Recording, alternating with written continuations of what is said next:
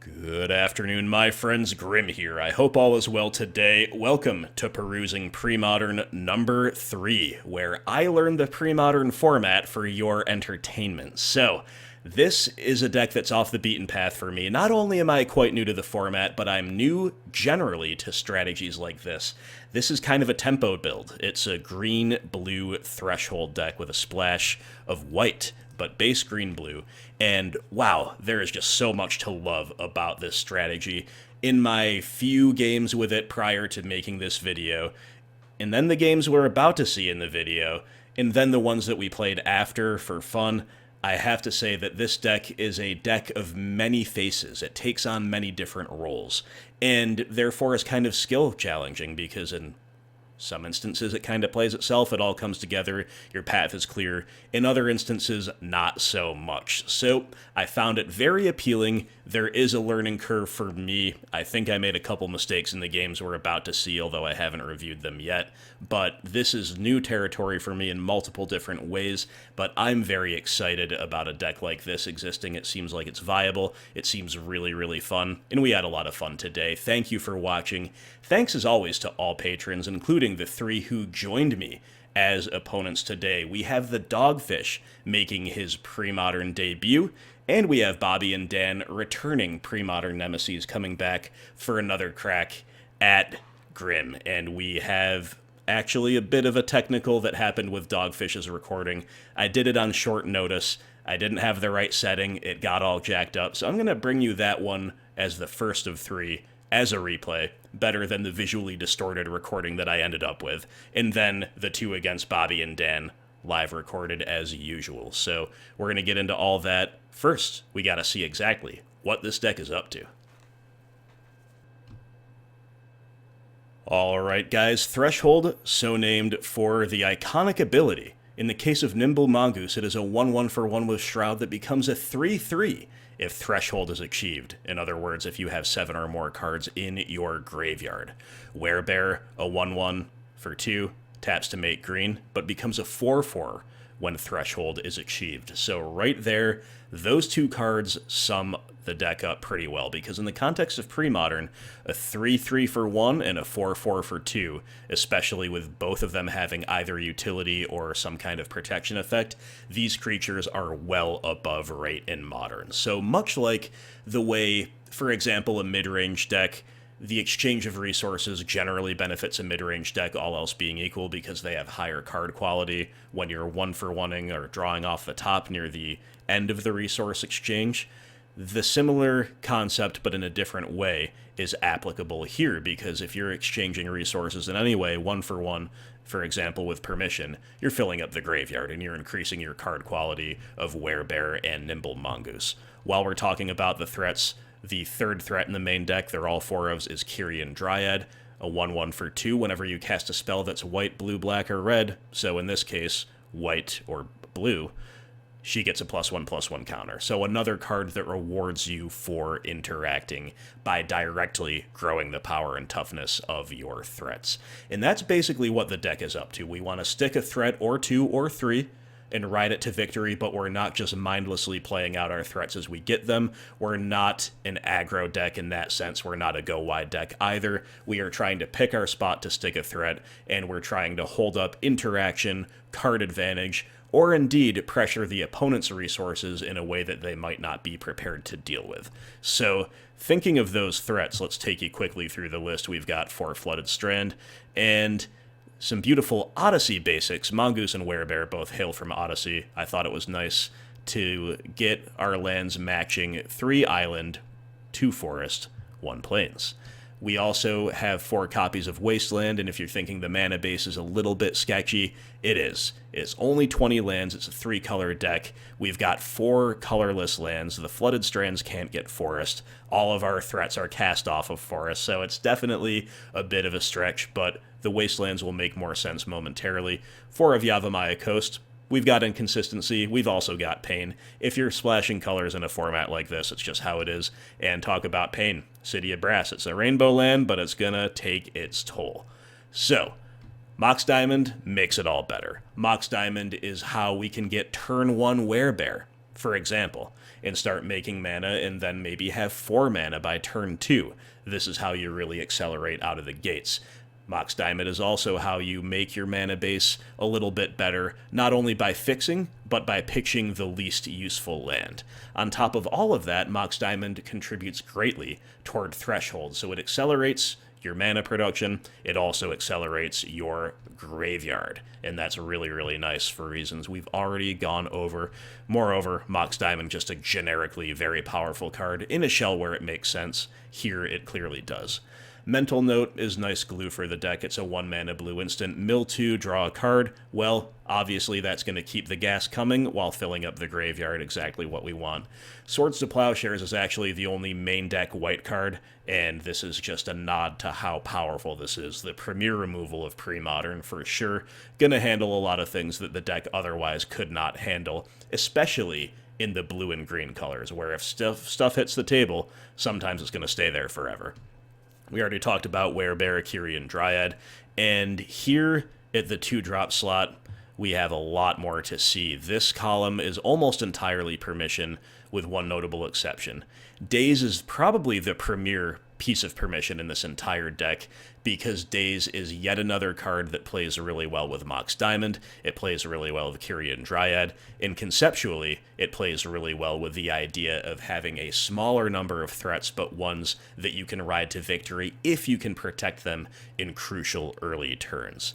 That's all of what Daze does and more, but we've got 2 Mana Leak and 2 Counterspell to round it out. If you're wondering why not just 4 Counterspell, it's because we're a 3-color deck, and in fact, I'm certainly no expert, but I found myself a little likelier to trim Counterspell rather than Mana Leak for that exact color production consideration if I needed to move away post-side from some of these types of effects.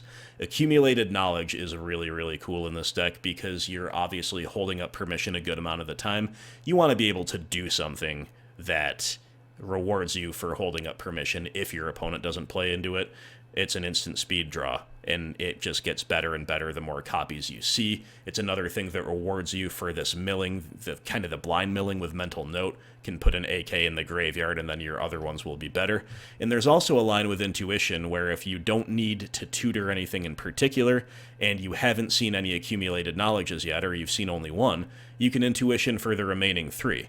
So then the 2 go into the graveyard, and 1 goes into your hand. And it's either a draw 3 with another copy still in the deck, or a draw 4 if you've already seen 1. For 2 mana, definitely not bad at all.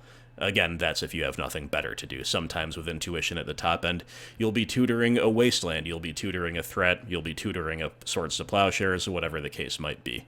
Rounding out the deck are some kind of techie stuff that doesn't as obviously fit in, but I found in places it to be really good. We've got a 2 of Winter Orb. Again, our Mox Diamond and our Werebear mana production, among other things, can help kind of break the symmetry of Winter Orb. And a 1 of Sylvan Library. This is obviously a really good grinding and selection tool for a deck like this. Probably don't need to play more than 1, but as a 1 of, it feels just about right. In the sideboard, Naturalize needs no introduction, neither does Hydro Blast, Annul for countering artifacts and enchantments. We've got a 1 of Stifle. This is probably the card that I find it the hardest to rate, simply because I don't have as much of a grasp on the format yet to know, like, okay, they play fetches. Does that mean we automatically want the Stifle? I'm not sure. There are matches where it'll be clear that you want it, others maybe not so much, and one thing I found with this deck is it's always easier to bring cards in than take them out. Specifically with this deck, it feels like most of our cards are fine most of the time. Chill is another red hoser, just like Hydro Blast. Submerge against decks playing Forest. It's a really good tempo play. 2 of Tormod's Crypt for the graveyard, and Meddling Mage to help supplement our threats and hate out specific cards that we otherwise can't beat. So that's basically what Threshold looks like. The cool thing about this archetype is you don't have to splash white. You can stick to blue-green for more consistency, but a narrower range of effects. Or you can splash a 4th color, as I've seen some really interesting decks do, and you can take it a variety of directions. You can have different threats. I don't think Kyrian Dryad, for example, is in every list, but this is the one I settled on to start, and I like it a lot. I think it's a really clean deck building. It's a fun deck to play. Let's see some games. Okay, it is game one against the Dogfish. Again, this is the replay because I messed up the recording. He's on Draco Blast. He's on the red-black mid-range list with a combo finish. It was either that or Merfolk, because those are the two things he's most known for playing in Modern. And I gave him the choice. I gave him the choice with anything, really, but he wanted one of those two, and we settled on Draco Blast. We've got a nice keep. It's got the Mox Diamond super speed, and of course, with him mulling, we're going to take full advantage of that if we can. This is really nice because we get to abuse days. We've got turn 1 Werebear, days back up. That's a really good start, especially against a mulling opponent. No need to use the days, and indeed, the only thing this hand really lacked, I guess, was more land drops. We rip a forest off the top. Seems totally fine to me. I'm choosing here to hold up Mana Leak. Attacking for 1 is not the most relevant. Opponent gonna Dark Ritual. Obviously, we can Mana Leak that. We're gonna decide not to. We let it resolve, and then we're gonna try to Mana Leak the payoff. And we are severely rewarded for that, because it's a Phyrexian Arena. And we get to counter that. We 2-for-1 the opponent. He's already mulled. It's already not looking good. So what do we need now? We need a little bit of fuel for the Werebears. We need to see more cards. Mental Note off the top, pretty nice. Still just a couple of cards away from Threshold, but for now we'll start cracking in. We're still holding up days, of course, without Werebear's assistance. Dogfish makes a 4th land drop and says go. We're going to cast a Mox Diamond, even though we don't have a land to discard to it, so it just goes straight to the graveyard. Why? Well, now we have 6 in the yard, so if he, for example, fires up Mishra's Factory to block, or if he casts a removal spell, we can at least consider using Plow or Daze simply to grow them, if for no other reason. But Dogfish doesn't have an action to take, or maybe is aware of that as well, remaining disciplined with his actions. Who knows? So we need something maybe a little bit more proactive if he's not going to make the first move, and here comes Accumulated Knowledge. That's a nice one. He does have a Terminate.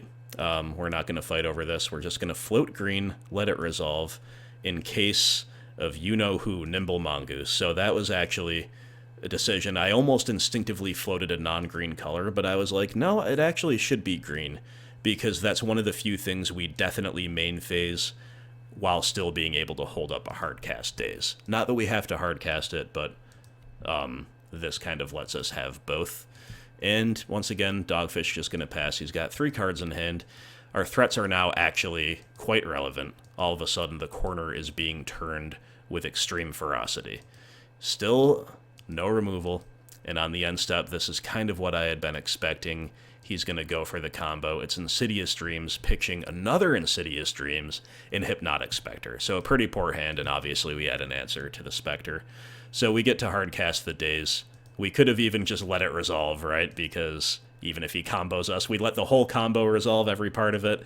We're still not dead. For those who don't know, he's going to tutor Draco, and I think Erratic Explosion is the name of the card, and deal 16 to the face, which in the context of a deck that can easily chip away at you with Factory and Spectre and Lightning Bolts and so forth, is very often lethal. In this case, it would not have been, and then insult to injury, he draws a 3rd Insidious Dreams. That's all after a mull to 5, so we're the comfortable victors with a couple Plowshares chilling in hand. For Game 2, Dogfish will keep 7, as will we reluctantly. This hand's pretty poor, but Nimble Mongoose, if it survives turn 1 discard, can be hard for the deck to answer. And we also have just lands and spells, and against a discard deck, you gotta be really careful about mulling. At least that is my modern instinct. We have Naturalize in from the sideboard, that's what he takes.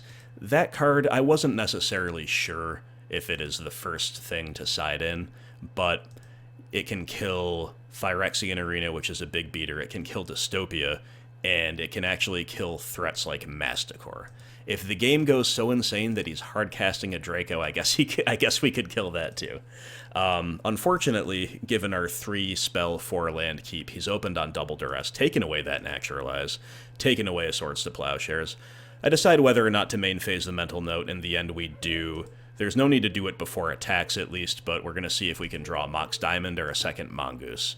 We do not. It's an Accumulated Knowledge, so hopefully he doesn't have a 3rd discard spell or anything else too crazy. At this point, we're kind of hoping he kept like a hand on the strength of a couple Duress, but that doesn't have a perfect curve out. Instead, he shows us Dystopia. This is one of the cards we are afraid of, to the point where we brought in Naturalize. And also a card that we currently don't have an answer for. So in the face of Dystopia, drawing more green or white threats that die to it is obviously horrible. So we accumulated knowledge looking for something else, and it's nothing. I'd love to be able to wasteland something. That would actually be really good. If he were presenting non-basic lands, we could go on the wasteland plan. We've got 2 of them. We could wait out the Dystopia and not be max punished. As it is, we're losing a lot of tempo right now because we can't play into the Dystopia. And of course, they're a discard deck, so we've got to worry about that. If he can control the board and start attacking the hand, then we're in a no-win situation. And sure enough, there's Hypnotic Spectre. So that's going to pressure our hand greatly. We'd love to draw removal for either Dystopia or Spectre here. That would be the way out of it. Instead, it is a basic land, so we don't really have any... Well, we have 2 choices. We can sit here and let Hypnotic Spectre rip up our hand, or we can try to play into the Dystopia. I chose to play into the Dystopia. It is a no-win situation. I named Insidious Dreams because it's going to kill us this upcoming turn, if he has it. There's a wide variety of removal spells we could name as well, or indeed something like Phyrexian Arena. But at this point, we're kind of playing for him not having much in the way of unbeatable cards like Arena. And if he does have removal, well, I mean, the Dystopia is already kind of doing that anyway. So Hypno's going to work on the hand, and going to work on our life total for that matter. It's definitely not nothing. And there's a Masticore, so it's getting pretty rough out there. We're going to lose Meddling Mage. And then we just can't do anything. It just lands off the top, so really unfortunate. You know, he's had a good progression, but it's not like an unbeatably good one. But when you're under this much pressure, getting X for 1 like this repeatedly, and then you flood, it's a little bit rough. I believe I typed Dark Ritual Regen GG as I attacked with Werebear, because he did have 1 card in hand, and that technically could have ended poorly. But at the same time, I wouldn't have been surprised if he just traded Masticore for Werebear. It's still a decent play for him, and I don't know if he felt like he had the cards to keep going with Masticore, to keep discarding to it. But he doesn't trade, he takes the aggressive stance here, and I think he picks a Mishra's Factory to it. So down goes Werebear. We rip Mental Note, which is not a bad one. I choose to thin out before I draw, and we draw Swords to Plowshares, which is not bad, but we're still under a ton of pressure at this point. Dystopia has done a ton of work, killed a couple things, stranded other things in hand.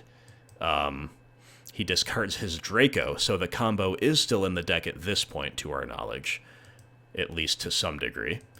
And then he's got Hypnotic Spectre and Masticore coming across. We are, of course, going to plow the big one.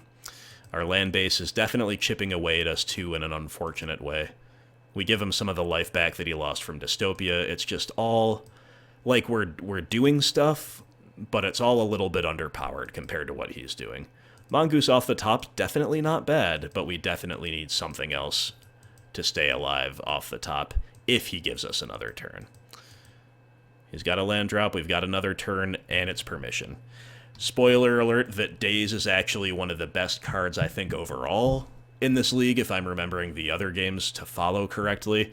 And in my off-camera games, it's been real good. And even in Game 1, it was sweet. But there is a downside of permission, especially against an attrition deck. You really need a tiny bit of love off the top, and you get a dead draw. On to Game 3. Alright, I like the play for Game 3, but it's just another hand that's got 4 lands, and I don't think we can throw it back, but I'm not thrilled about keeping it either. I think it's a below-average hand that we're priced into keeping due to the nature of the matchup, and we're just hoping that he doesn't have anything too nutty, and it's pretty rough. It's Phyrexian Arena. I just mentioned the downfall of Daze off the top on turn like 10, but man, how good would a Daze have been there? We don't have it, so he's got the T1 Arena. Totally brutal. We, of course, will hit a land right off the top. You hate to see it. And then it's another duress... another early duress taking away our Swords to Plowshares. Mental Note, a good draw. We're always happy to see this card. At least I haven't found a situation in which I'm not. And Plowing Lava Man, especially since he can kill Werebear, definitely a high-value target if you ask me. Sadly, we're just one away from Threshold, so we've done our best to get there. I don't think I missed anything that could have put another card in the graveyard. And then, boom, it's Dystopia.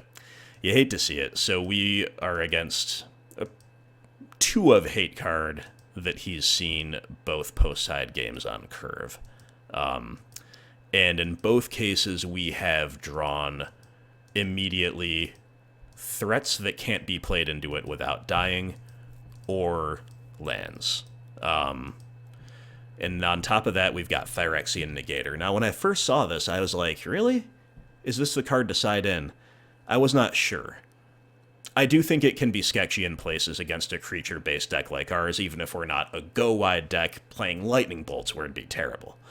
But if he's siding out some part of the combo, trimming on it, or maybe in Game 2 he had it, and now in Game 3 it's out, and this is better than the combo cards, I can certainly see that.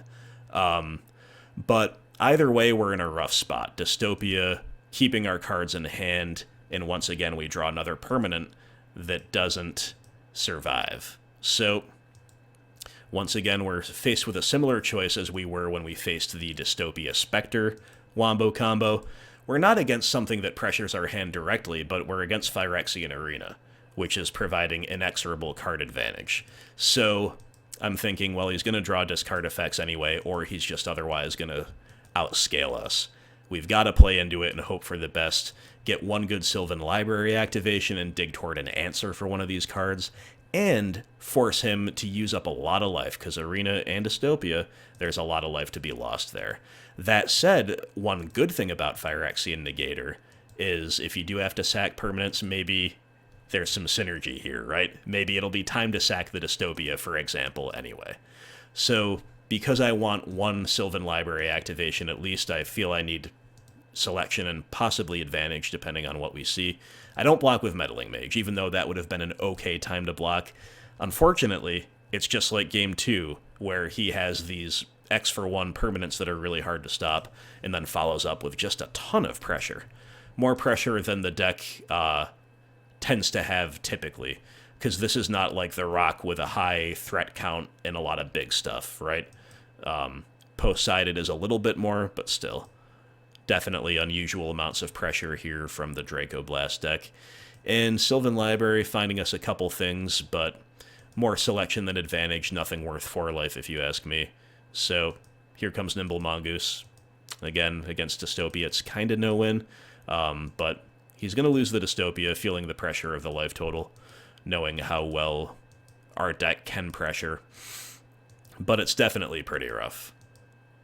I'm little surprised he didn't keep the Dystopia just as something to sacrifice to Negator in the event that we block, but he's got 2 factories now. He's got 2 1/1s now. It's just a little bit too much. There's just no way we can come back from this. So, we'll block Negator a little bit out of desperation, if anything. He's going to go ahead and lose the Arena. That's probably the right move. Feeling pretty far ahead. Rightfully so. Not trying to get cheesed out by something that he might not know about.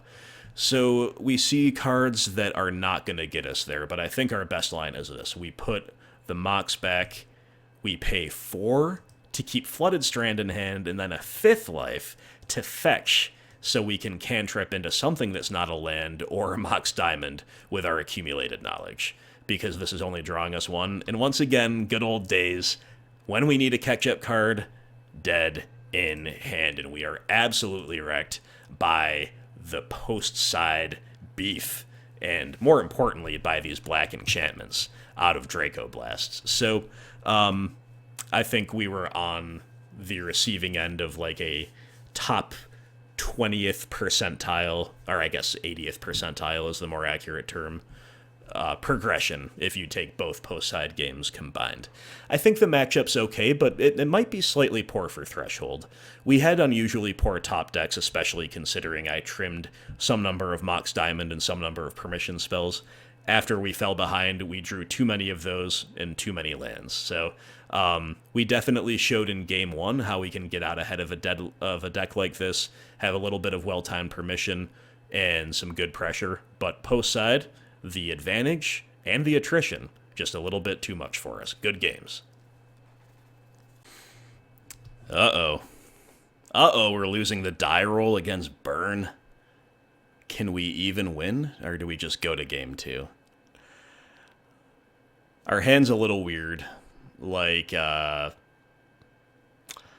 it's operating off Cydia Brass, but it's so balanced, like 3 lands, 4 spells, a couple beefy threats, which we do want for sure in this matchup.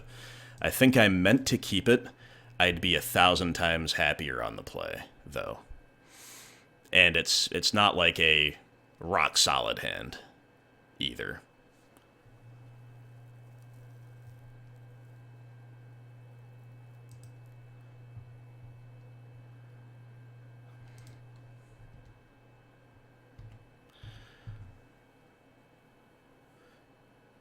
If we didn't draw that Daze, the turn 1 Plow is definitely live. But I think we need Island here.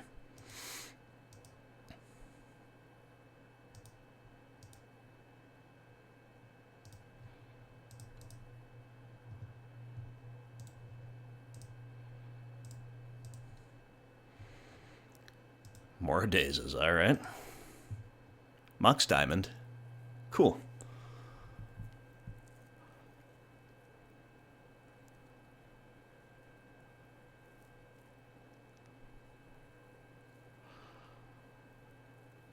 Big question as to whether to try to operate off of Wasteland or Cydia Brass. I think I might be operating off Cydia Brass.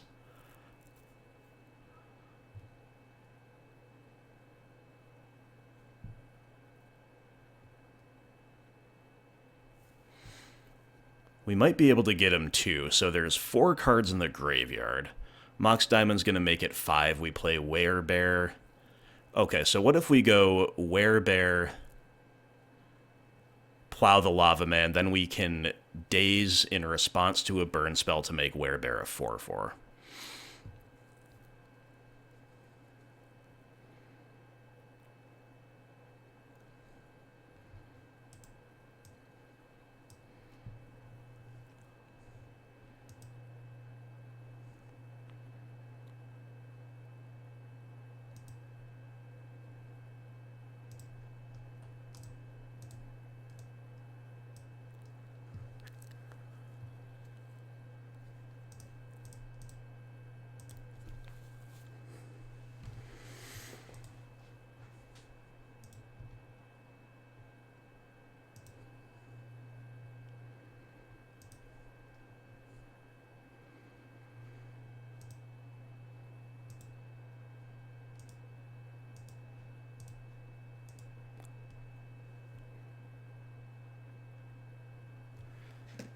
And beat the bolt outright while we're at it. Ooh, Ball Lightning, scary.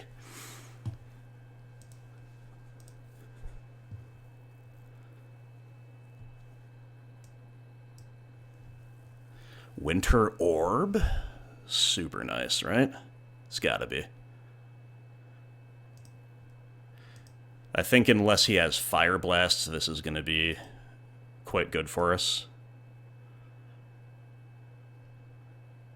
Let me just think about a couple things. But like with Curse Scroll, yeah, it's gotta be.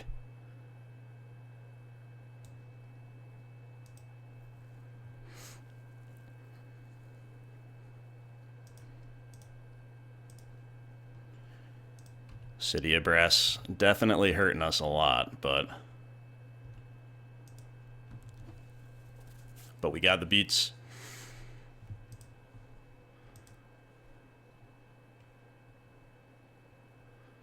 Couple nice draws. These artifacts off the top have really upped our tempo game, allowed us to really keep pace. This obviously is making our days wonderful as well. So hopefully I think we're in the driver's seat. It's not that Burn can't, or Sligh. I gotta call it Sligh. We gotta call it Sligh. Not that Sligh can't still get there, obviously. And very clearly it can, but we're presenting threats that are well above rate. And obviously the clock is paramount in this context. little bit of acceleration, a little bit of tempo. It's all looking pretty decent for us, but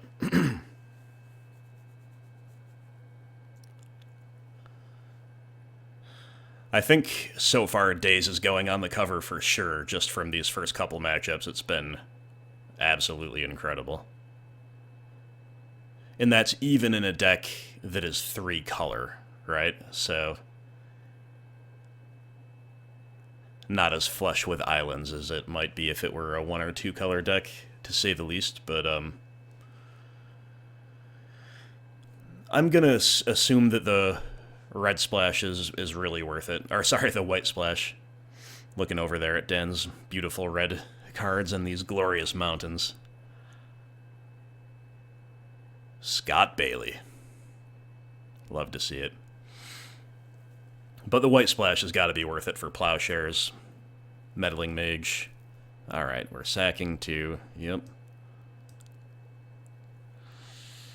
That's definitely a card that I was afraid of, but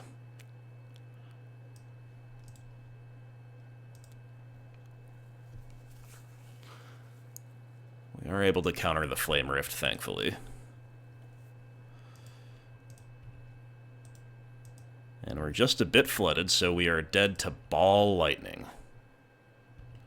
But he's 2 turns away from even casting it. 1 land and 2 turns away from casting it, so we're probably most worried about double bolts.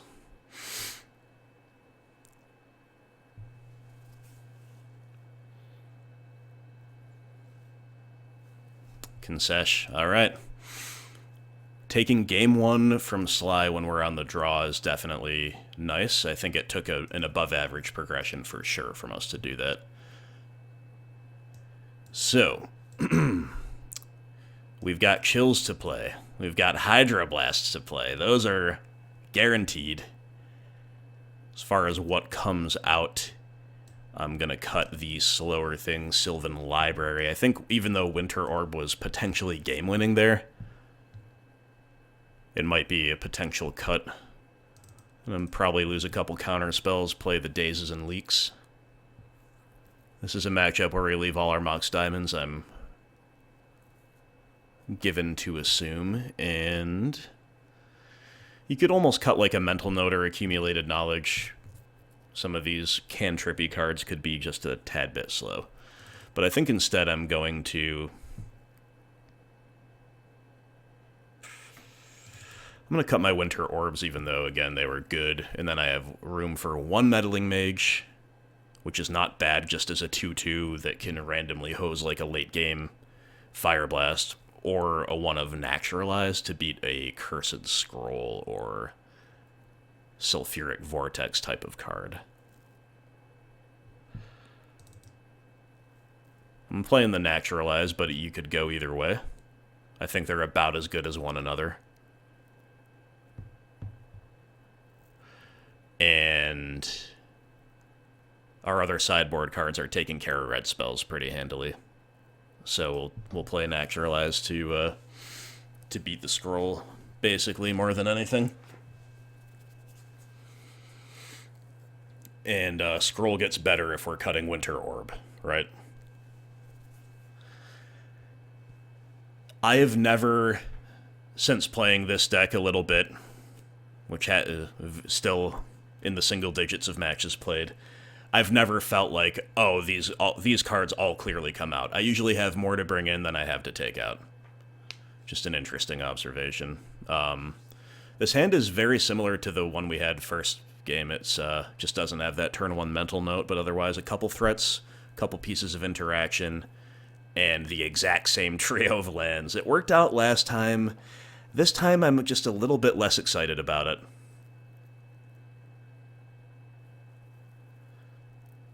And we have better cards to mulligan toward.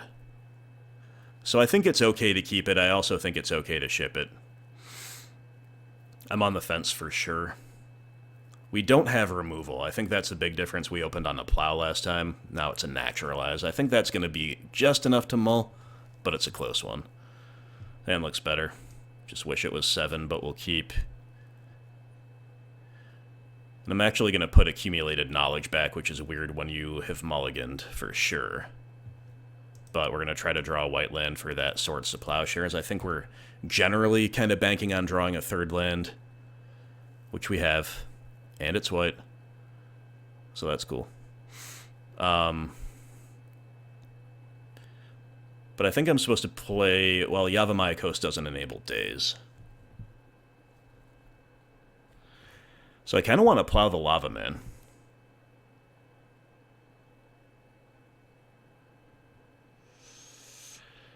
But if we do, then our next turn's play is kind of unclear.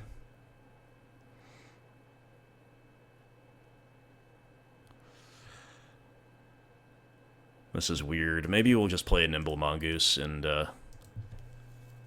trade it with the Lavamancer if he attacks. If nothing else, it's kind of gaining us a life. We also paid a life to play it.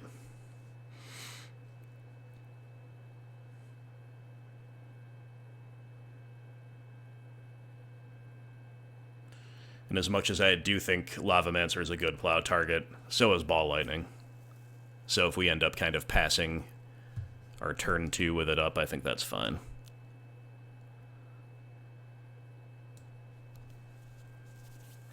We're not going to get Threshold early this game, so I'm fine with that trade. He's on a one-lander. Fascinating. Okay. I did not see that coming, I'm not going to lie.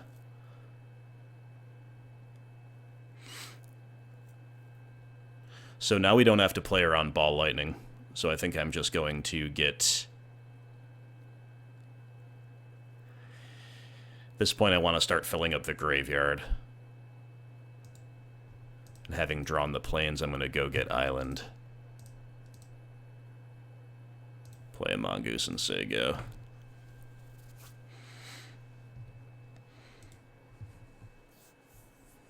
So Days, once again, looking fabulous here, given his one-lander.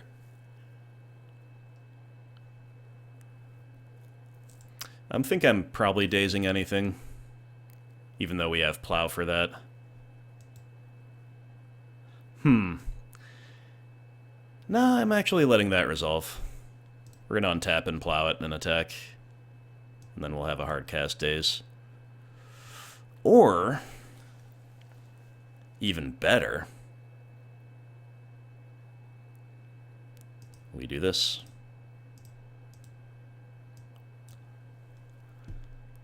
That's a nice one.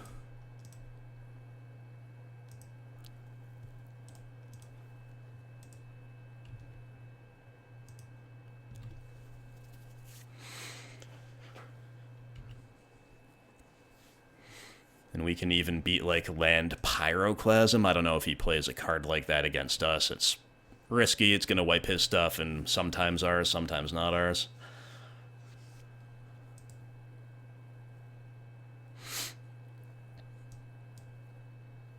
Sun 4. Oh, no, I punted. Oh, no. Okay. I could have,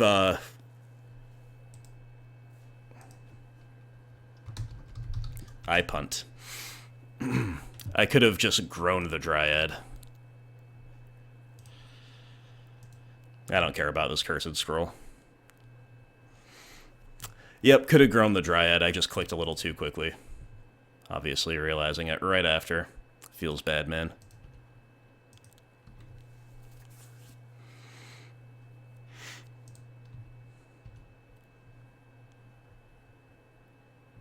Yep, clearly should have,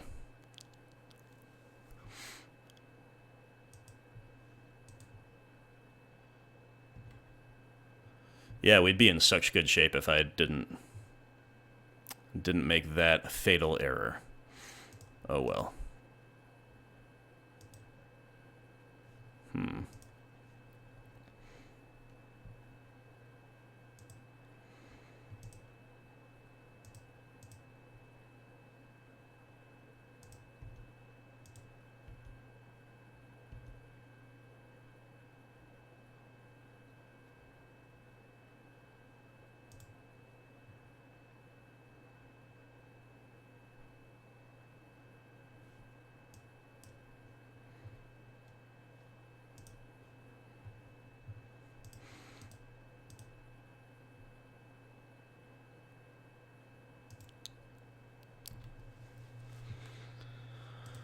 Yeah, that was pretty bad, wasn't it?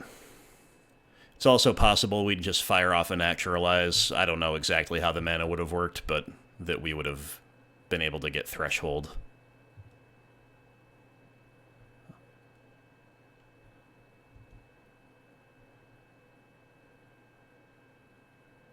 Scroll activation, that's fascinating with 3 cards in hand.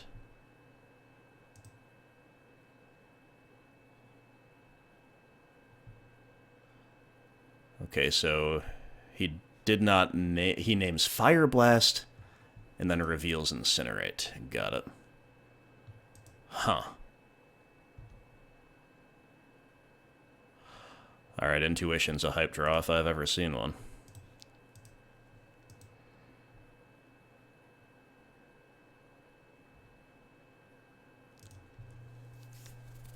Don't know exactly what we're getting, but possibly just like 3 Mongooses.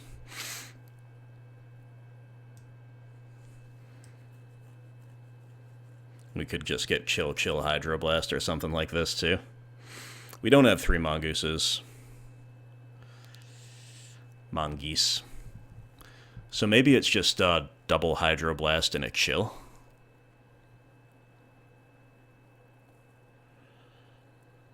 Either way, we're getting Threshold, which is why it was so hype.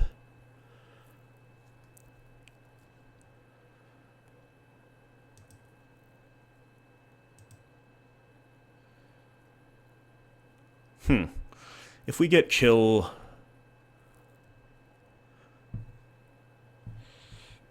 in Hydro Blast, he's probably going to give us the Chill. Try to win a little bit more with the Scrolls or the long game, but... I think we're poised to beat that, right? It's kind of a weird one. There might be other lines, but let's just go for this. I assumed I forgot that I'd lost 2 Mongooses for a second.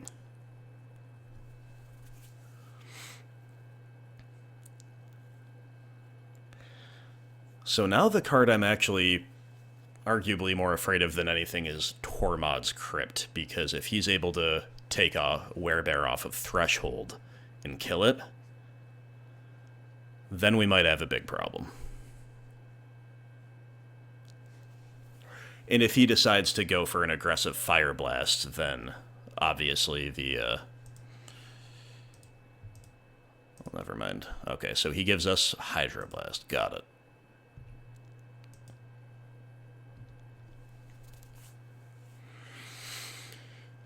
I think we'd be out of sight if I'd seen the correct line in time to not click past it.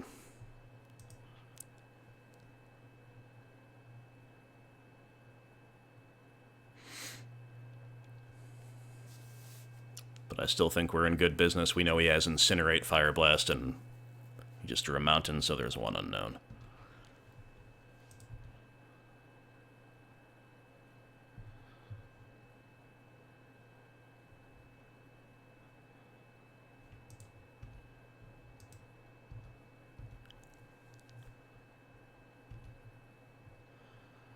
I don't see a need to play the City of Brass, really.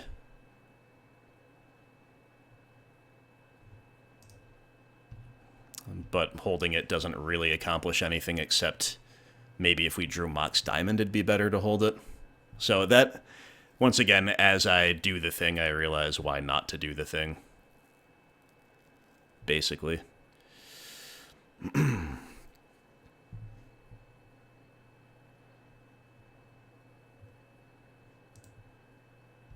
Alright, we're taking 3.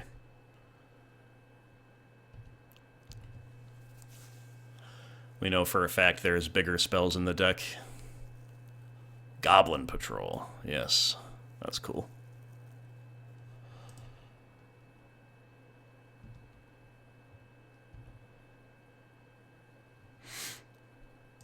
Well, we're plowing it.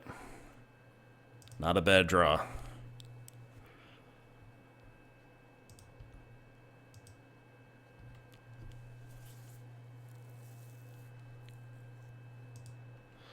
It was a good draw for him still, though, because that extends the game whether it's a blocker or an attacker. That doesn't extend the game, but that helps erase. And it lets him activate Scroll. But once again, he's unlucky with the scroll, naming Price of Progress. Another Goblin Patrol, you got it.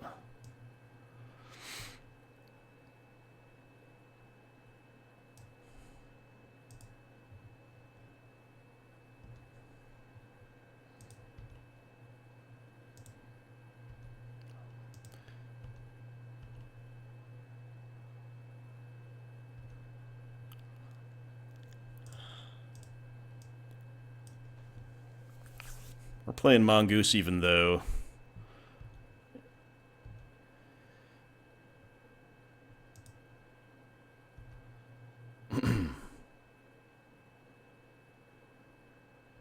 Alright, there it is. Kind of well, yeah, okay.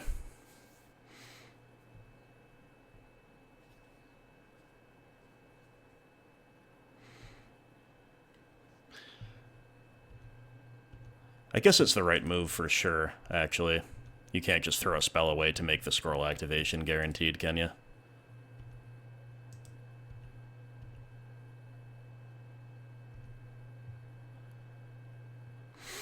We're obviously getting pretty lucky here, continuing to rip threats.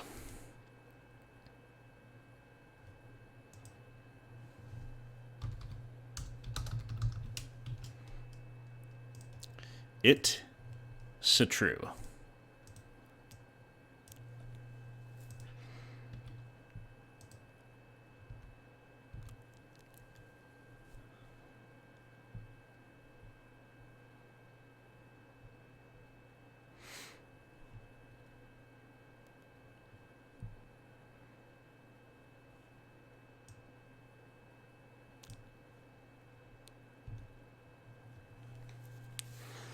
Alright, we're down to 6.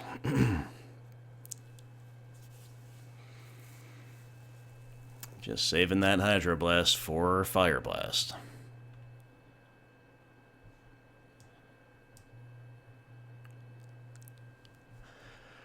Upkeep, so that maybe means he has 2? Uh-huh. We'll see. There's a land.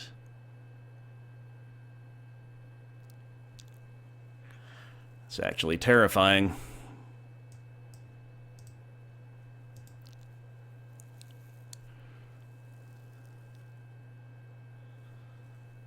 Does he have the other? Yeah, he does. Yeah, he does. Yeah, I hate to see it. Or does he? Ooh.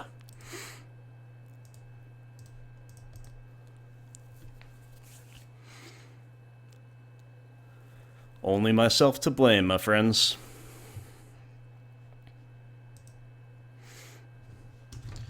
Didn't deserve that one. Simply because of the Firebolt misplay. But we're back. We're back with a turn 1 Werebear potential off of double Wasteland. It's a Wasteland Mox Diamond hand I think I'm supposed to keep. But maybe not play the T1 Bear.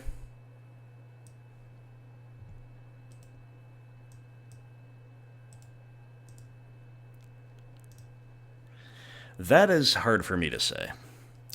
I think I'm going to do it. We've got another, it's pretty good. If we can untap with it, it'll be just magnificent. Odds of that are obviously not super high, but...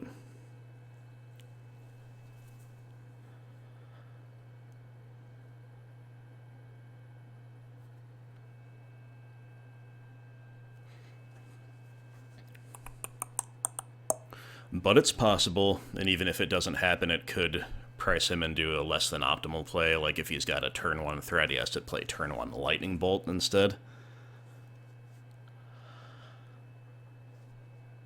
And any exchange of resources, in theory, is benefiting us.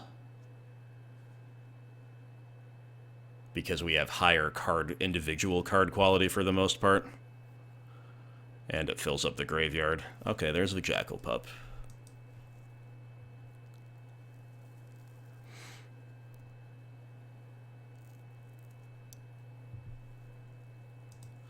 Let's start with Mental Note here. City of Brass.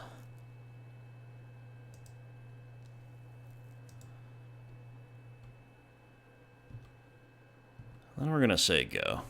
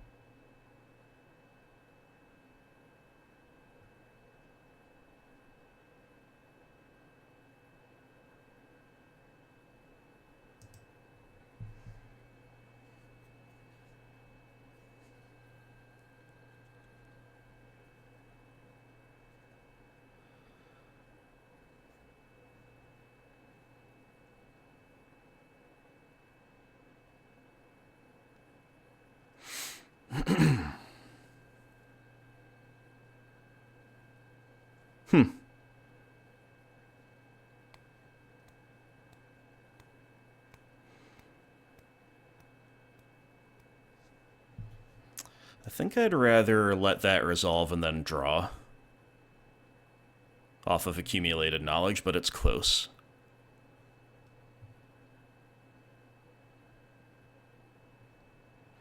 Cursed Scroll.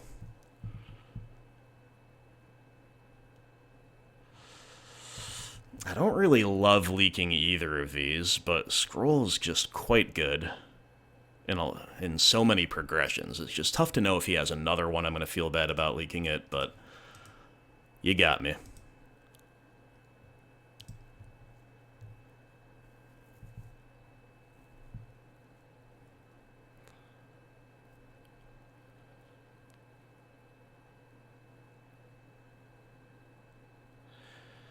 Not being able to cantrip on the end step with accumulated knowledge, though, is making it a little bit less likely that we get to just go kind of nuts. Next turn, like if we, I mean, there's still a lot of ways we can get there to double 4/4s, like if we just draw a fetch land, for example. Ah. He was DC'd, but it didn't register until just now. That mana leak was so impactful it kicked him off the internet.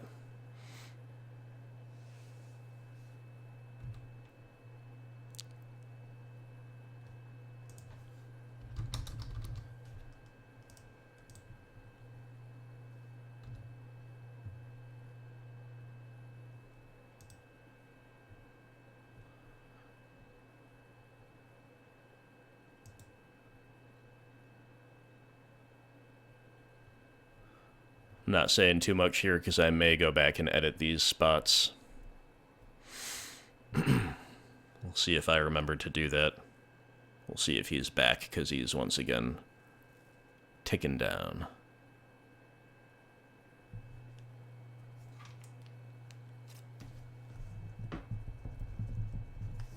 Okay. Wasteland. Doesn't quite do it.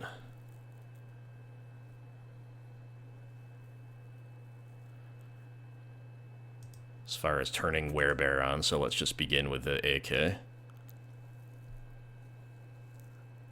Mental Note will do it. Let's go.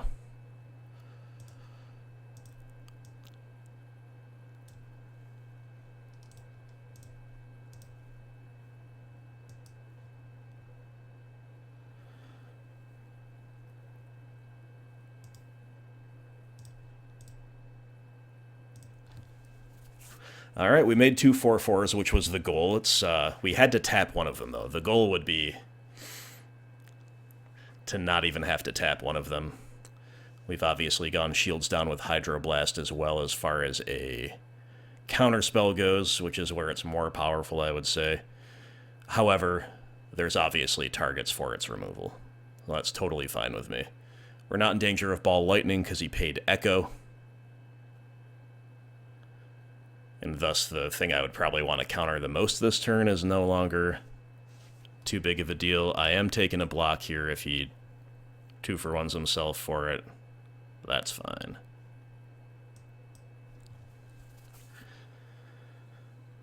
Plus Jackal Pup dealing 4 to him is pretty awful, right? And then having to incinerate. Yeah, that's awesome for us. And then Fire Blast. Well, okay, fair enough. That changes everything, not gonna lie. But once again, a threat off the top that I don't know that I deserve to see threats off the top like this, but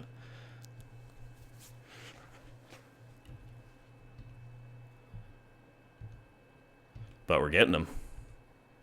The deck will provide, I guess.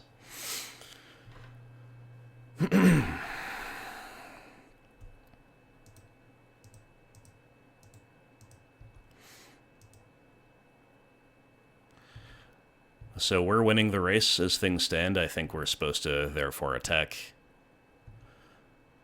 Holding Yavimaya Coast in hand in case we draw another Mox Diamond.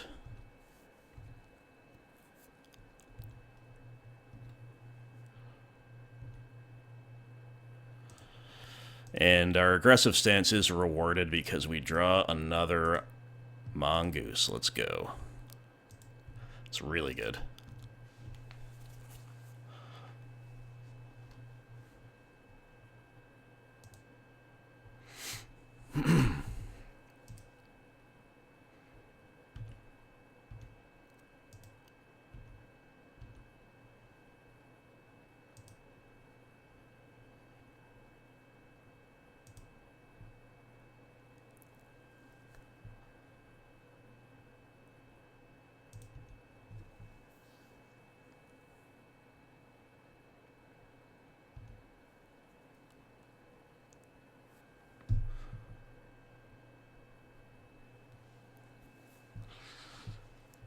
Alright, so he's gonna die to his own sulfuric vortex.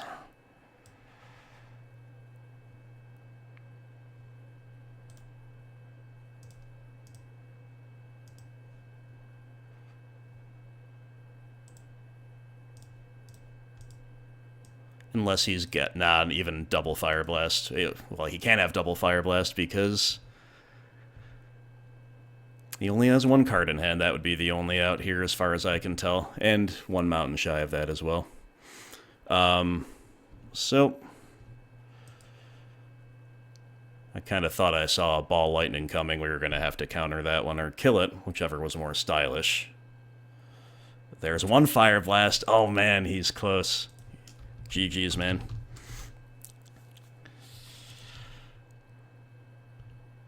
So close.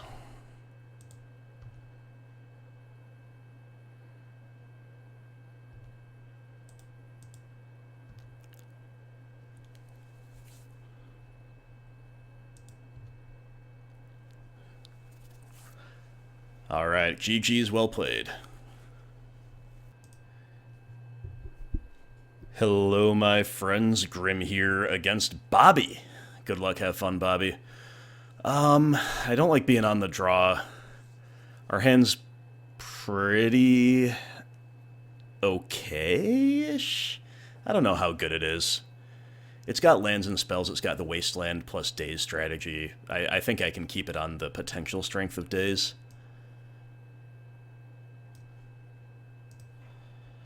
But I don't love it. We're in a Bant mirror. I'm against Bant Oath of Druids, which we played one, not even full warm-up match with, because neither of us really knew, had it ever used the deck or played against the deck, right? So, neither of us really knew what's up.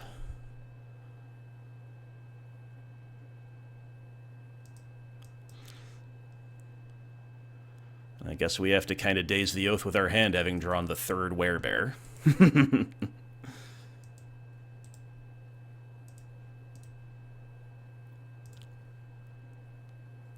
If only we had a mental note to cast, I would feel really cool. So now we're kind of tempoing ourselves out a little bit. I wonder if we should wasteland the treetop village and just, like, really lean into that. Obviously, I don't know his hand.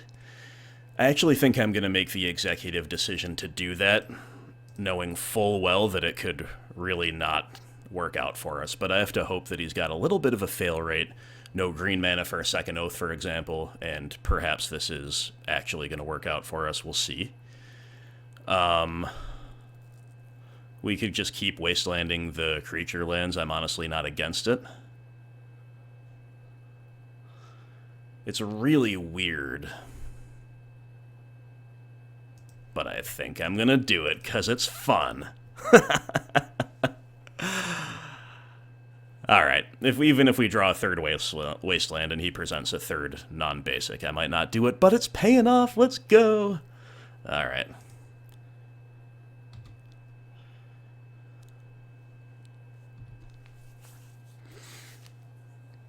Nice. Wow. Okay. There's the mental note we've been waiting for. But we've got to get our board developed. I'm going to play Werebear, because it's going to guarantee a double spell next turn as long as we don't lose it. Alright, Bobby's operational again. Sylvan Library, that's a rough one. But at least hopefully we can generate a lot of pressure.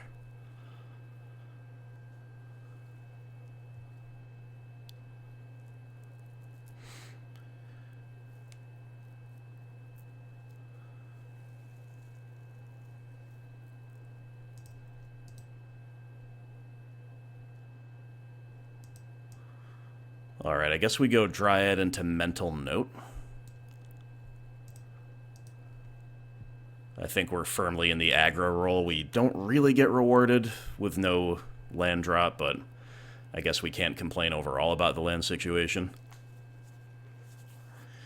And we're a little bit out ahead of the Oath, to the point where we can just not play into it if he has another one, but he doesn't have another one. He doesn't have a third land. We have an accumulated knowledge. Nice.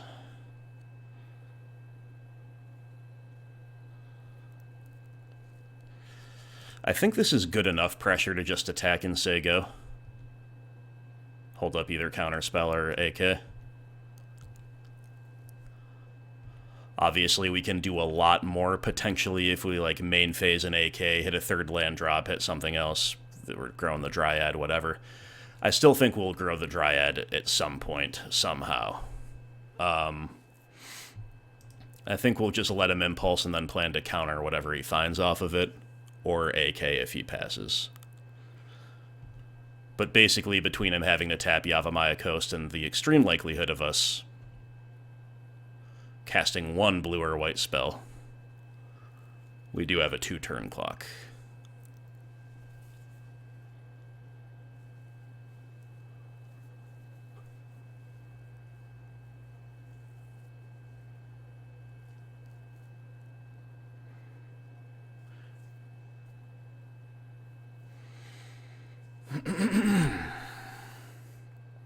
He's gonna scoop. Wow. I guess the Wastelands really won us that game. Wasteland and early pressure. Days, obviously, making all the difference, too. So the tempo elements really coming through in the clutch there.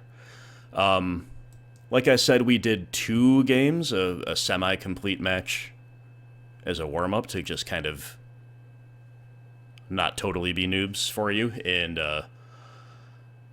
wasn't exactly sure how to side. I think Naturalize and Annul are quite good. I saw Seal of Cleansing out of his deck in addition to the obvious Oaths. A couple other artifacts I saw Scroll Rack and Powder Keg post side. So we definitely want the Annul and the Naturalize, in my opinion. Stifle is a card that I find a little hard to evaluate in this format. He plays fetch lands.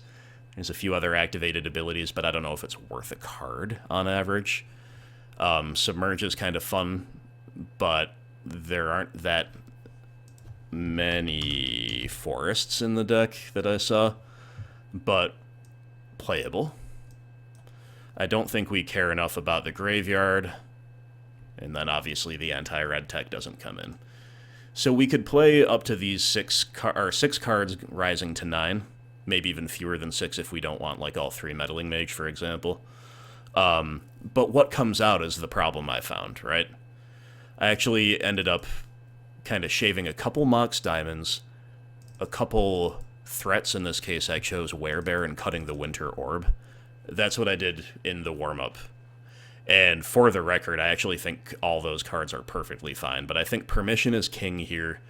Like, there is, like, sometimes you won't play threats, sometimes you'll play them early. So, like, it's not clear whether we should go up or down our threats or stay the same, in my opinion, but, like, Plowing the Oath payoff seems good. Mental Note and Accumulative Knowledge are great, especially when we're keeping all of our Permission in. So, yeah, I think we'll have enough use cases for Meddling Mage that this is fine.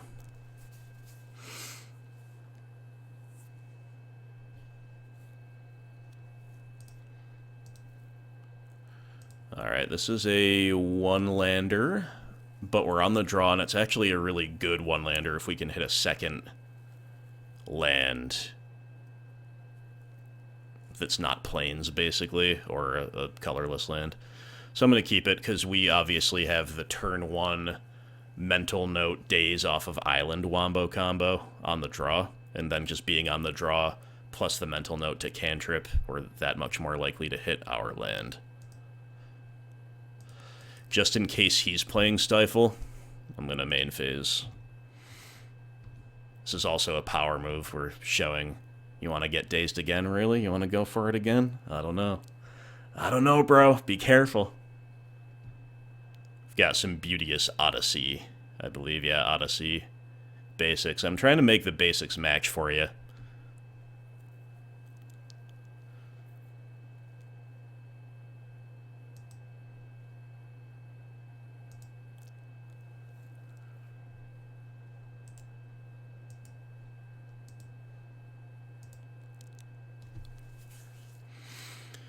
Day's pretty OP, not gonna lie. Still no other land yet, but okay, there it is.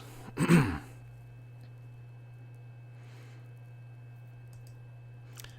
we'll play the island back out to conceal info. No longer playing around Stifle, especially because Flooded Strand can't get green anyway.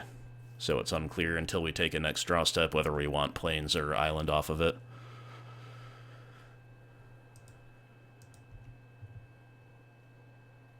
Treva's Ruins, bouncing City of Brass. Whoa. This is my first time playing against a lair. The Tri-Land. And we're animating Treetop Village. Let's go. Bobby got so unlucky in my first ever match of Premodern. He was on Psychotog. I just soloed him G1 with pure Treetop beats because he kept drawing absolutely nothing. You do hate to see it sometimes, but it happens. And it happened then. We draw an Intuition, which I don't know if I love. I think we're in the driver's seat as far as gas goes, most likely.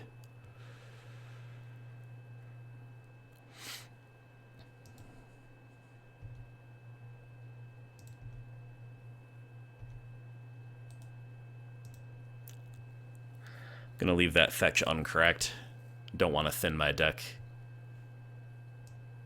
Nothing to do with it. Alright, need a third land. Dang. Dang, he's gonna have vengeance on us. The Treetop's gonna solo us. Gonna pick Sylvan Library, because I don't see it being a factor this game.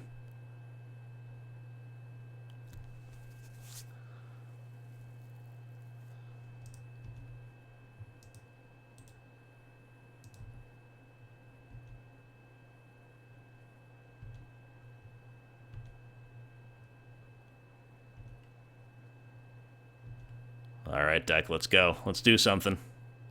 Mental Note, we'll take it. Hit a land. Okay, we hit another Mental Note. We gotta go for it, I guess. This is a little silly. Wow, okay. Well.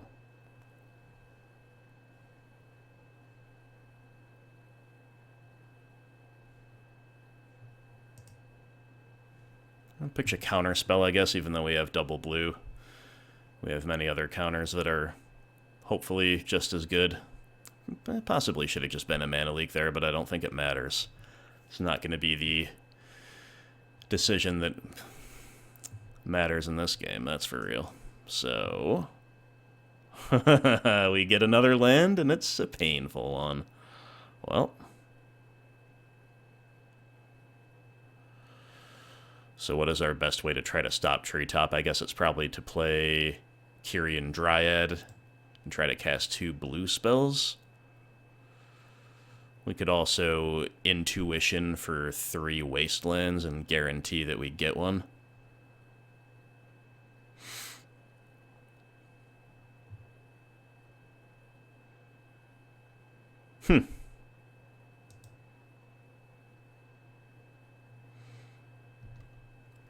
Kyrian Dryad loses to permission and removal. Intuition only loses to permission.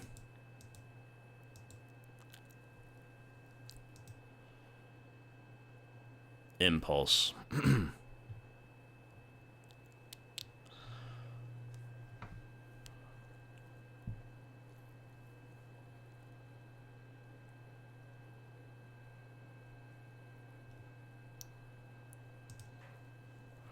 Alright, I guess we're going to make this play now. Go get the Wastelands, and then we're going to Daze.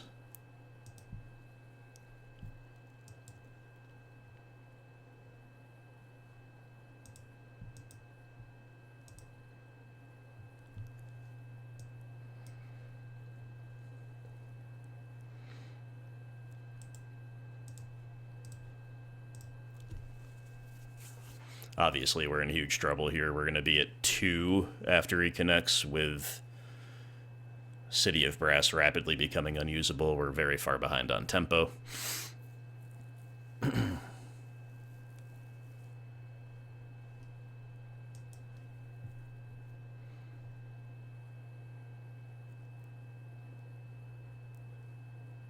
guess we go to 1. I'll start with Meddling Mage rather than Dryad in this spot, I guess? Or do we just play for him not to have removal? I'll play Dryad and then see. See if she resolves. Meddling Mage can be our, Meddling Mage can be slightly better informed.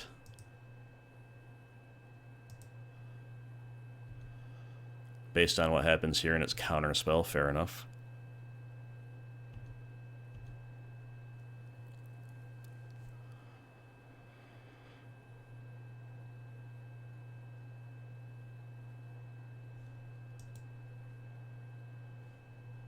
Oof, fact or fiction. Alright. Just gotta split up the 2 spells, basically. And put Gemstone Mine on one side.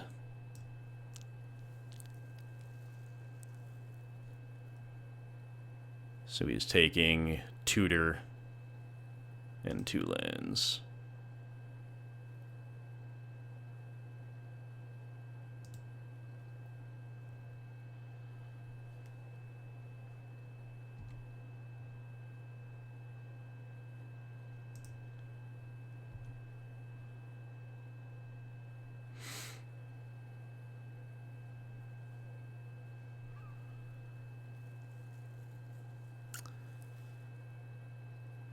Alright, all we have is Mana Leak, basically. So I'm just going to Wasteland here on my turn.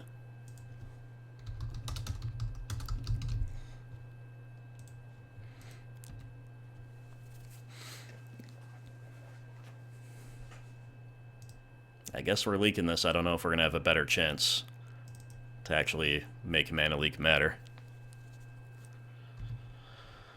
Now we are at your mercy. It's probably got eight creature lands in the deck, so I'm not optimistic for that reason as well as for many other reasons, but hey. Oh, Chain and Fact are fictions. Oh boy. Alright. I care about Scroll Rack probably more than anything.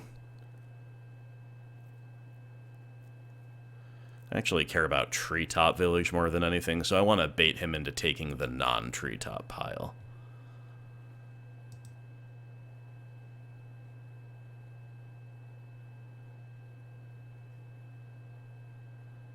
but it's pretty bad no matter what I do.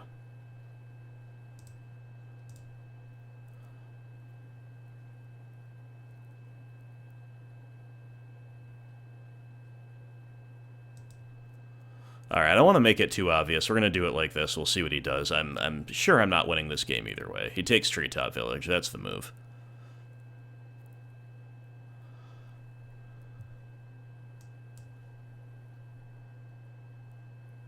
Okay. We technically have one more turn, but this is well and truly over.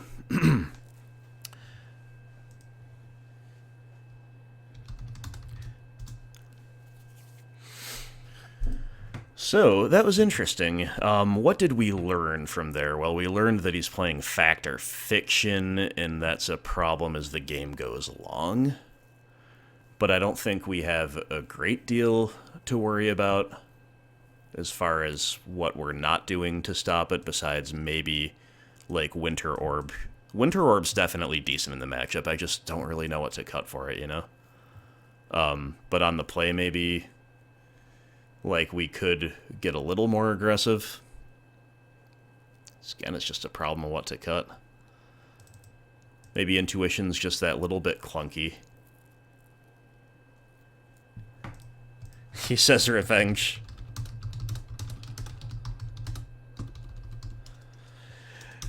The apes always decide the showdowns between Bobby and myself. Pretty cool. Yeah, I just don't really have room for Winter Orb, I don't think. I think I'm going to take that back. Like, it makes me want to play more Mox Diamonds, and it makes me want to cut other stuff that, like, we just don't have much room to cut. You guys let me know what you would shave here. I think Swords to Plowshares, even though I haven't used it, is good. It's going to beat the Oath payoffs if we can't handle Oath, and it's going to just beat Manlands if we can. Looks totally fine.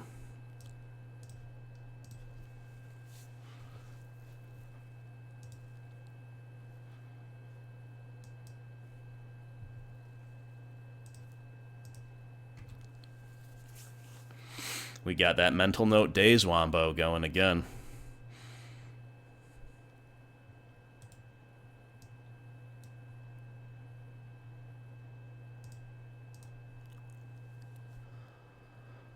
Curian Dryad. Do we resolve that?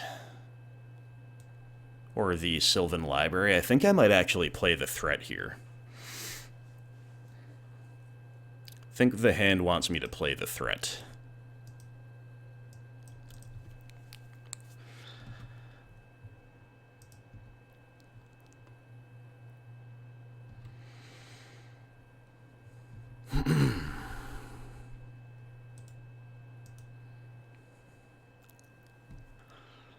I'm dazing it.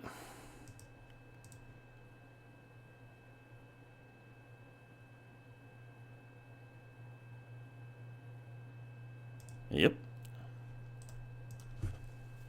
Not confident it's correct. We obviously let them slam an Oath here, potentially. But if they play Oath, we can play Library, and then we're the ones with a threat.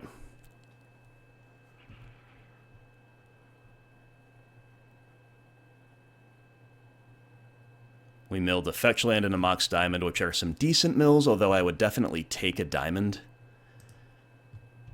Just to accelerate more would be kind of nice.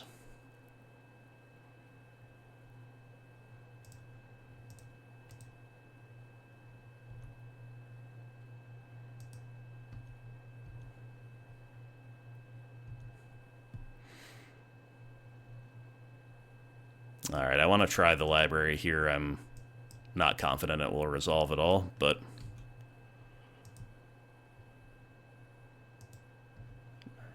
mana leak. I think we had to go for it there. Yeah, dang. Okay. Second plow's a little rough here for sure.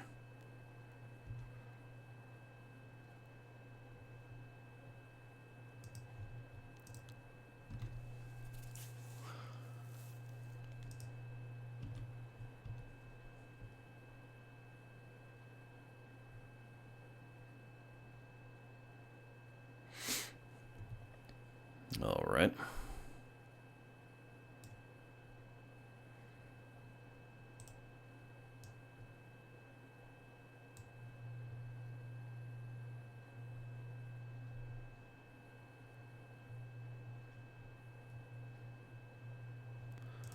Let's try to hit this with a Naturalize. It's like gonna draw out Permission or Resolve. I think either one's good for us here. So we don't have a creature to play into the Oath anyway. Okay.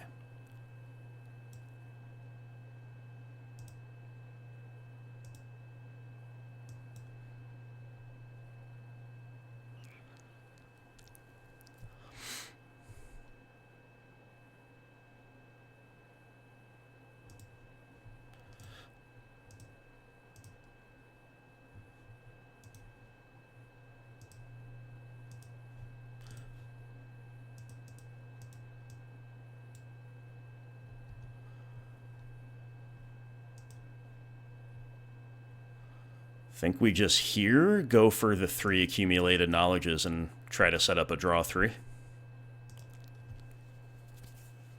It's unfortunate we can't cast it now. I actually think I'm going to save that wasteland for a potential creature land. Kind of tempted to take him off green and off of the land drop in general, but maybe we should have. Super punished. Factor Fiction into double Factor Fiction. Bro. Alright, we have to split the Factor Fictions. Let's put the land over here. He doesn't want Neshoba in hand, probably, so yeah. Kinda rough, though. So he's taking the land and the Factor Fiction.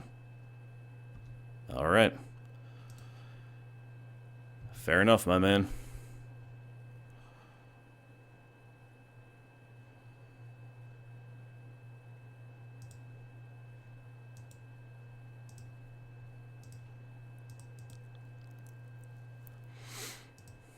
And we draw 3 into days and 2 lands, which is pretty horrible stuff. But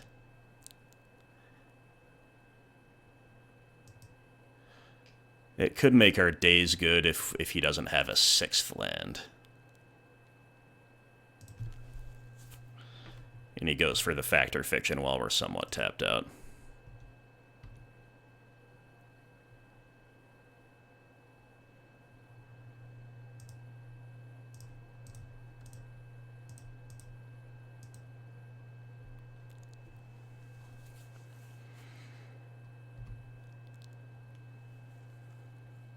Nice. Alright. Ooh, but there's the treetop. Oh, man. Intense. Intense. Alright. We have a Mongoose. I don't think we're supposed to play a single Mongoose into the Oath of Druids.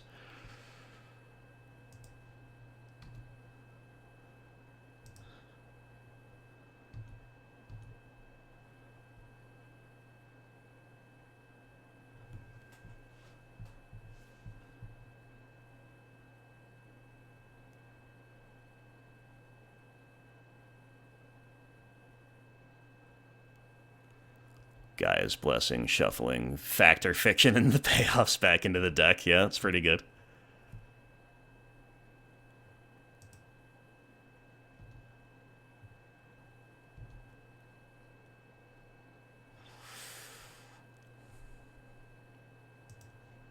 Alright, try to find a spot to resolve a draw 4. Accumulated knowledge, I like that. Don't want to get too hasty with it, though. He had, what, 4 mana on tap there?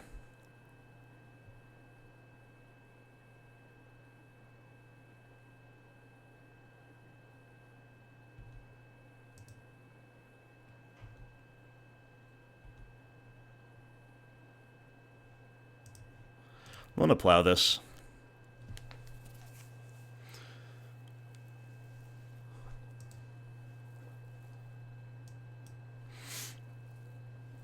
Alright, he's only got 2 cards in hand. We can pay for Mana Leak. Now's probably the time to do it. We could wait and try to see if we can draw more Permission, but yeah, that worked. Beautiful. Okay. Mental Note. Still got Mana Leak. Nice. Meddling Mage. Okay, so we can play 1, 2, 3, 4, 5, 6. We can play I think we should play triple Mongoose and hold up Annul plus Plow. Annul or Plow plus Mana Leak, excuse me. And try to just beat him down. That's a 2-turn clock. Kind of want to play Meddling Mage against like a Wrath of God effect, but I don't know if he's playing that. He's shown me so many other things and never that.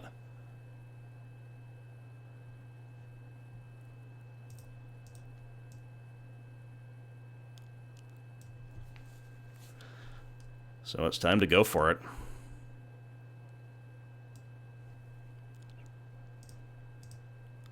The geese ride to war.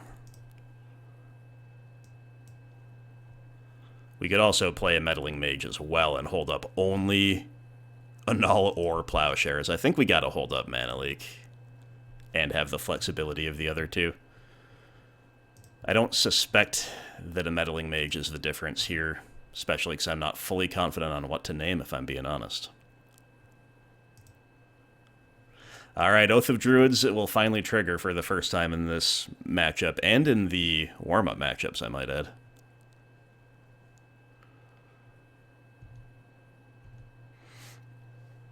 I'm going to untap before I plow this, if it makes sense to do so.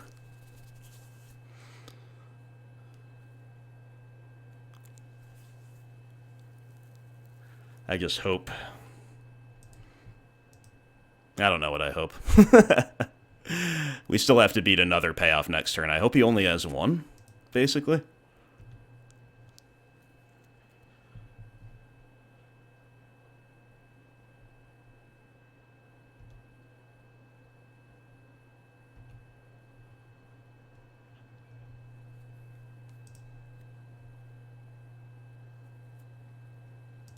Okay, we gotta go for it. Really hoping to draw a second Plow or a second Piece of Permission. He's only got 2 cards in hand.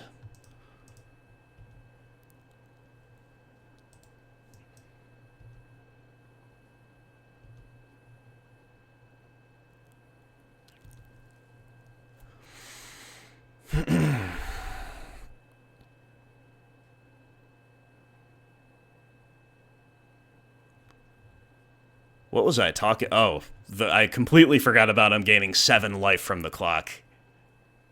Gotta be honest, that's pretty terrible. So I'm just gonna hope he doesn't have another Neshoba as a payoff. And we're gonna try to beat like a Wrath of God effect, which I have seen in these lists. Whoa, he's competing here. Alright. He's going for Fact or Fiction.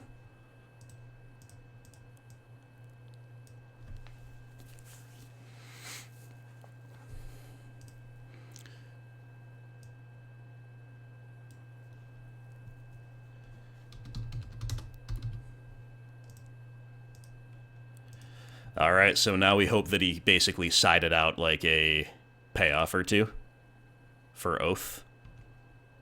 Or that it's something besides Neshoba. Dang, it's in Neshoba! Oh no.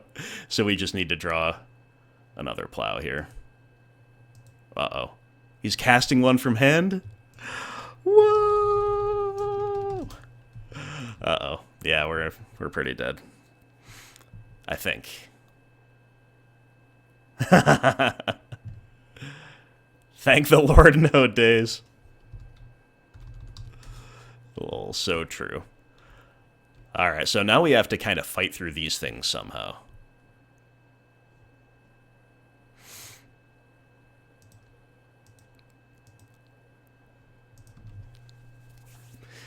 And he might not have anything else to get with Oath, but if he does, it's just becoming that much more hopeless, right?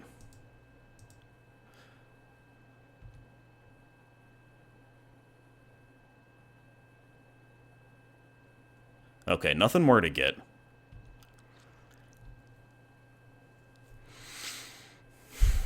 Alright. Whenever it deals damage, you gain that much life. If damage would be dealt, prevent it. Remove a counter. So I've never played, like, against this card at all.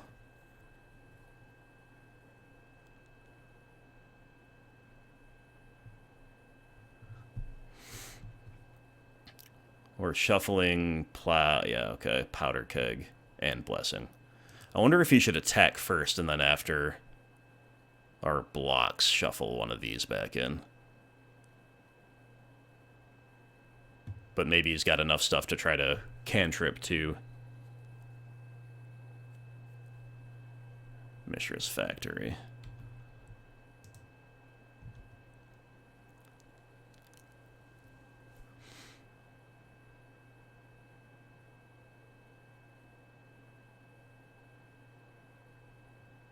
Just one. Alright.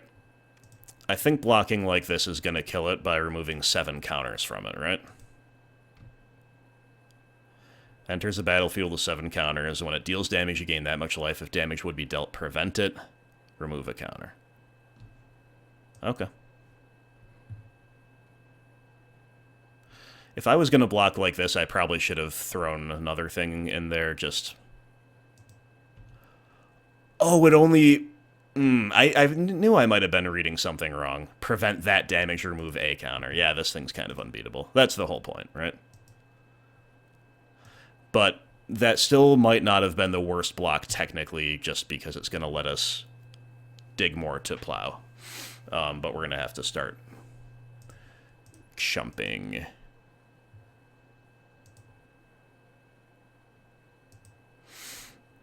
Rather than mob blocking.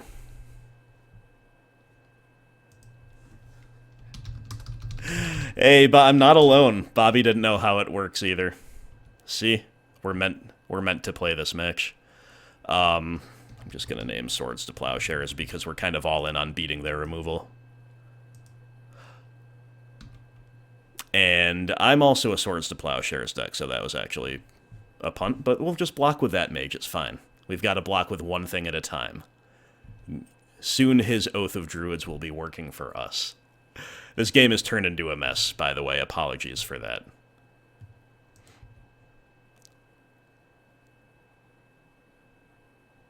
But I guess we should expect nothing else.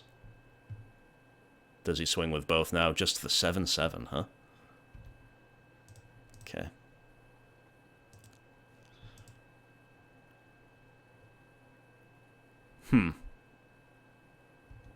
Yeah, I don't know. I think I'm pretty dead without drawing a plow no matter what. There is maybe scope to block with 3 threats there and try to go get one, but yeah. We gotta whittle these things down. Just drawing permission. GG.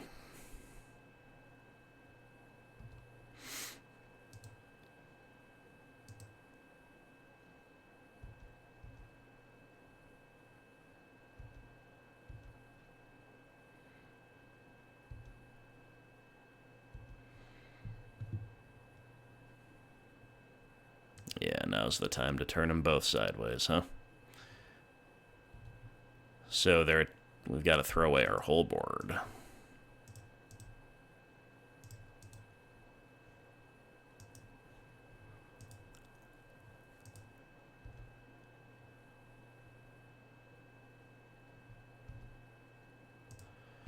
Bobby getting to style over here on us. 41 life, couple of creature lands. I guess he actually had lethal with Factory there, but... Haha, we get to use the Oath. It's over now for you, Bobby. Yes. Oh, let's go. 1-1.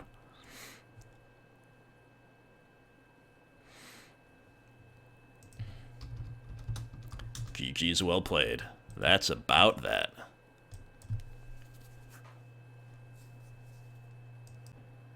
Alright, friends, so not the finest results of all time, nor the finest play of all time. I certainly remember just right now the misplay, failing to daze, not to counter the spell, but to grow Kyrian Dryad, have her survive the Firebolt. 1 or 2 things like that. When I'm talking, when I'm playing a new deck, and when the broad strategy is unfamiliar to me, I'm more likely to overlook stuff like that, and I'm afraid I did. But, pretty unlucky against Draco Blast, in my opinion. That is a matchup that can probably break either way. And against Oath. Against Oath, I think I got baited into saying if I can't play Into the Oath now, then when can I? It was still probably wrong to play Into the Oath. I don't remember the details right now, but I probably needed to try to draw another Naturalize or something, assuming I had like one left in the deck at that time, rather than play even 3 Nimble Mongoose out Into the Oath. We just were never going to beat that unless we kept ripping plows off the top. So definitely seems like a tricky matchup, one that you kind of need your early permission for. That's another thing. Maybe I should mulligan a little bit more aggressively toward early permission against Oath of Druids. It's hard to say. If you mull too deep, their land base can beat you, and that's definitely a really interesting aspect of the deck. Anyway, guys, I hope you enjoyed this gameplay. I hope you enjoyed seeing blue, green, white Threshold in action. Thanks as always for hanging out. Thank you to everybody, of course, who supports the content and or who participated in it today. And I don't know, I think I would just look at other lists with Threshold rather than running it back immediately. Now that I've gotten plenty of reps under the belt, is Kyrian Dryad the best threat? I'm not sure. Is splashing white worth it, or should we splash a different color altogether? I'm not sure. But now I understand the deck a lot better, and now I can evaluate lists with a little bit more than my blind instincts guiding me. So, that was all kinds of fun, despite us not running the table like we did with Pox. We got run most of the time here, but, putting up a good fight, taking some games off of people, scraping over the line against Sligh, definitely a tough one all around, but Threshold remains one of the coolest decks I've encountered. I do recommend it. It's just a fun change of pace, especially if, like me, you're used to playing different styles of decks. Anyway, guys, any thoughts on the list or anything else, please leave them below. Thanks for tuning in, and I hope to see you for the next episode of Perusing Premodern. Until then, take care, and I'll talk to you soon.